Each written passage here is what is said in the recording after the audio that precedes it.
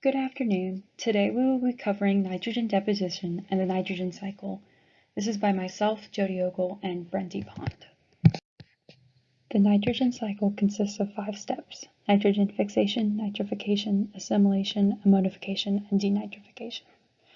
Nitrogen fixation moves nitrogen from the atmosphere to the soil in forms of precipitation and is fixated by bacteria, also known as diazotrophs, in the soil.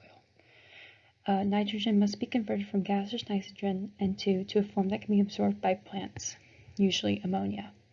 Nitrification takes place in the soil. Ammonia is converted to nitrite, and nitrite is converted to nitrate. This is done by bacteria in the soil as well. In assimilation, organisms take up the nitrogen in the form of ammonium, which is NH4, nitrite, and nitrate. Organisms usually eat microbes or plants. Ammonification also takes place in the soil. This moves organic material into inorganic material usable by plants. Ammonia, NH3, reacts with water to form ammonium, NH4. Denitrification returns the nitrogen to the air. This is done by bacteria, and it's used as a reactant in anaerobic respiration. Nitrogen levels in the soil affect plants. Too much can be harmful and toxic, but too little, and the plants will not grow. Nitrate can spread through the soil, acidifying groundwater and fresh water, as well as causing acid rain. As we look into human alteration on the nitrogen cycle, we see multiple sources of change. Most of these sources of change cause an increase of nitrogen levels in the atmosphere.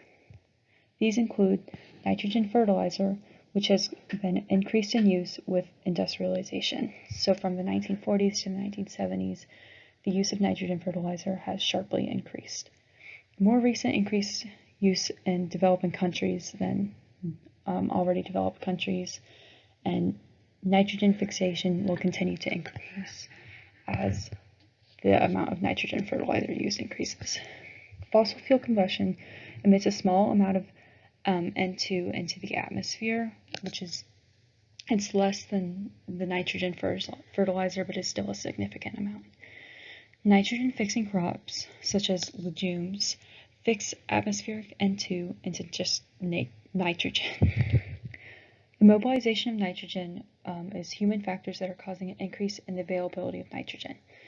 This is caused by land clearing and conversion and draining the wetlands. Nitrogen contributes to acidification in 2 ways. The first is by nitric acid, a consequence of the poisonous nitrogen gases emitted from cars, trucks, construction equipment, power plants, and more due to the combustion of fuel at a high temperature. The second is by ammonium nitrate, which, as my classmate mentioned, is a popular nitrogen-rich fertilizer used in both terrestrial and aquatic environments all around the world. Both interferences from humans of the nitrogen cycle results in excess nitrate movement through the environment, leading to natural mineral and calcium stores depleting. These calcium deposits are responsible for preventing an environment from becoming too acidic, similar to how the calcium carbonate in Tums reduces the acid in your stomach and helps to treat reflux and heartburn. An increase of nitrogen in the environment can lead to eutrophication, which can occur with or without the excess nitrate which causes the acidic environment.